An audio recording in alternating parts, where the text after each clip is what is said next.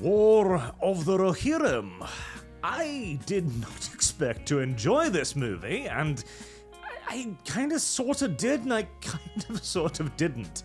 I have complicated emotions around this piece of entertainment, as on the one hand, everything I predicted was spot on, to the point of it severely undermining the rest of the movie, honestly, as there were elements here that were really actually quite good. The general art style, for example, I quite adored. It's got that nice Japanese anime aesthetic, so at the very least, Hera's an attractive female main character, if nothing else, and it kind of reminds me of the old Lord of the Rings cartoons in a way, with the backgrounds and the aesthetic feel of the thing. It does a very good job with that, actually, genuinely so. But yes, I was right about everything I predicted. So Helm Hammerhand is obviously a side character in a movie that kinda should have been about him rather than his unnamed daughter.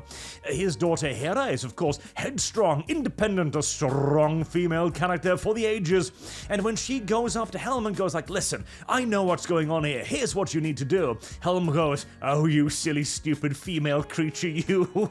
What do you know about the art of war? I'm gonna do the exact opposite of that. And then he does, and then he gets, beaten up. Who could have seen that one coming? God help me. This has got to be the most worn-thin thread point, or plot point, in the entirety of current year entertainment, surely. Female says, hey, this is gonna happen. The male goes, no, you silly willy, and then does the opposite, only to be proven wrong about 5 seconds later. And that is then, of course, also followed by the second scene I predicted, when Helm Hammerhand finally realized that, oh my god, I was a dummy-wummy male character. I should have listened to you. Hera, you are the strongest, beautifulest, most attractive, intelligencest of female main characters. I am so proud of you. You are infallible and perfect in every way. Literally. That scene plays out exactly like you would expect it to. And that is by far the movie's biggest weakness. And, well, okay, there are 2 problems. One is Hera. Hera, being the main character, actually really undermines a lot of the point of this segment here. So, the Rohirrim, of course, get defeated by the Dunlendings. Do I spoil this? I suppose I do. Anyways, Helm Hammerhand does a whoopsie, as he does throughout the entire movie again and again. Whenever something is happening, just pretty much assume that Helm is doing a whoopsie, and you'll be pretty much dead on. This gets the Rohirrim defeated in battle and driven to Helm's Deep, where they realize that they didn't actually stock up on any supplies in case they were ever besieged in their final fallback position. Wise indeed. And the actual point of the story, as Tolkien wrote it, was one of despair, of deprivation, of hardhood, of a terrible winter, of running out of food, of freezing to death, a slow, torturous end to the people of Rohan, the darkest of days. And the movie utterly fails to represent that in any way whatsoever. You never really get the feel that the Rohan defenders are particularly starving. There's a brief segment that goes like, oh, everyone was very cold and hungry. Okay, you gonna show me any of that? No. Are any of them wasting away, growing visibly ill? No. Is anyone growing, emaciated? No. Well, is anything happening? No, not really. They completely fail that, utterly and completely fail that, which is a massive shame. Now, they do bring up one kind of interesting thing, and that is that Helm Hammerhand goes a bit Batman at the end there, but he finds a secret sally port out from Helm's Deep, which he uses to launch attacks upon the besieging army by his lonesome, armed with nothing but his fist, beating people to death by the dozens. That was actually quite cool, as he was raging out over the death of his sons. That was neat. And I wish we'd had a lot more of that. The psychological impact of having his kingdom destroyed, of watching his people waste away, even as his first son was killed in battle and the second one was lost whilst attempting to forage for supplies. That, by the way, isn't in the movie, because again, like I said, they completely failed to represent any of the harshhoods of the siege whatsoever. Instead, the second son is simply just executed, which is such a terrible decision. it would have been much better to have this being the drawn-out suffering of desperation, like, oh god, we're starving, we don't have any firewood. I have to send my second son out, my only remaining heir, in a desperate attempt to find anything, and he simply never returns, presumably having been swallowed by the snowstorms and frozen to death somewhere. That would have been way more impactful. And the death of Hammerhand is... Oh, Jesus. Okay, so...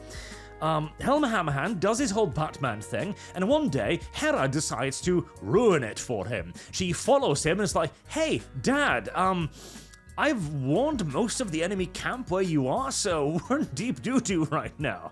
And the only way to escape is to run towards the main gates of Helm's Deep, which Helm managed to open just enough because they're frozen solid in essence to get Hera inside. Then, instead of squeezing in after her or calling men over to help open the gate or to, man the embrasures, the wall thingies, with archers to help him, as only a handful of Dunlendings actually follow him, most of whom he simply just beats to death with his bare hands. Instead, he just closes the door and freezes to death.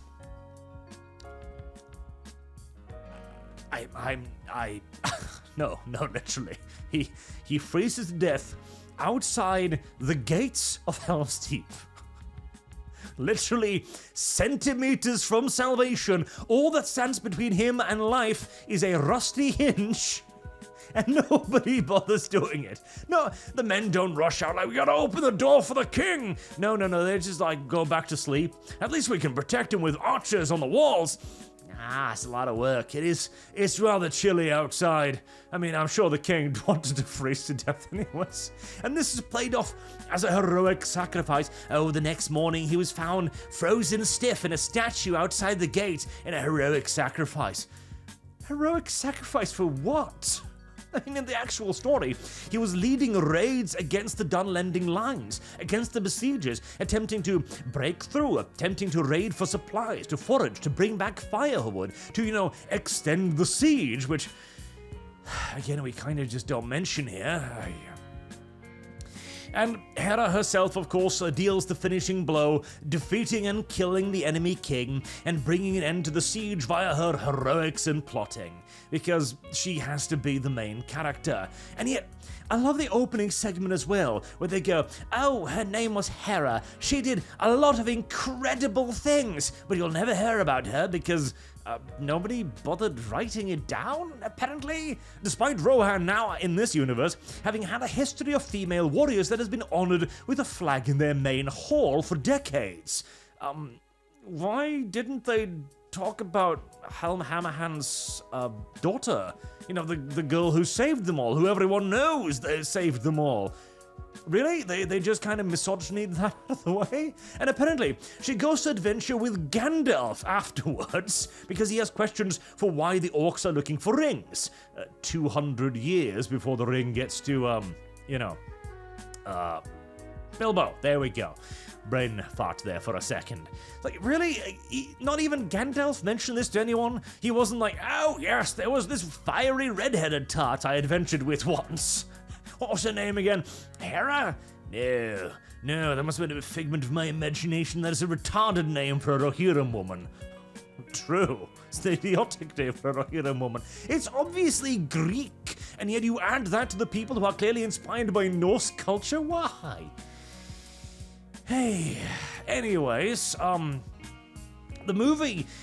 It's not offensively woke, honestly. They do a fairly good job of portraying Hera in a relatively positive light, despite the painfully predictable plotline, which that and the failure to portray the siege as anything interesting whatsoever are the biggest weakness of the movie, and it really makes it drag. I mean, this is 2 hours long, and the first about half an hour, 40 minutes, they go by pretty quickly. The remaining hour 20, not so much indeed, as the one predictable plot point after the other slowly, laboriously, tortuously drags itself across the screen as you sit there, end already. I know she's gonna kill the bad guy, I know that.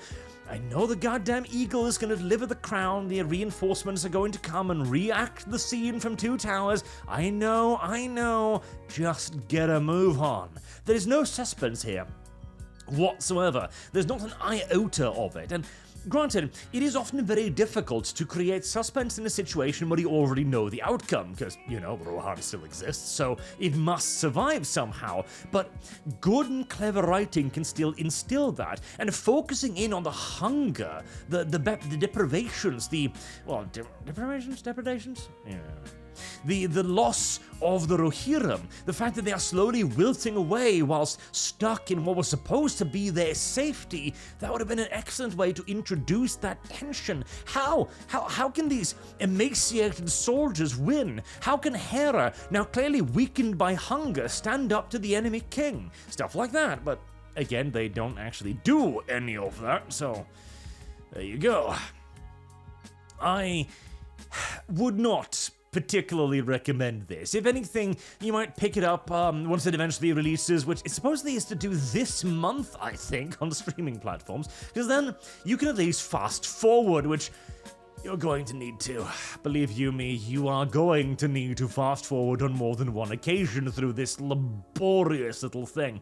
And it is certainly no return to form for The Lord of the Rings either. It's not the disaster I kind of expected it to be, but it's not a good piece of entertainment either, and it fully deserves its absolutely minuscule box office opening. I think, what was it, $4 million domestically, and even less potentially than that internationally? Yeah, turns out that having a strong female character front and center for your Lord of the Rings production wasn't actually going to be all that successful in the current year. Weird, I know. Still, not a complete, derailment. It wasn't a disaster. It wasn't completely shit. It wasn't Gladiator 2 or Napoleon. Thank God for small mercies. But far too long for what it is, focused on all the wrong things, both characters and story-wise, and the only really redeeming aspect of it is, visually, it's really, really good. And voice acting as well, it is competently presented. You even get a snippet of Saruman there at the very, very end. So, can't recommend it, but might be worth checking out once it releases on streaming platforms if you're a big Lord of the Rings fan and you have the ability to fast forward again. Until next time, I've been Arch. Thank you all very much for watching. I do hope to see you all again soon. Till then, have a good day.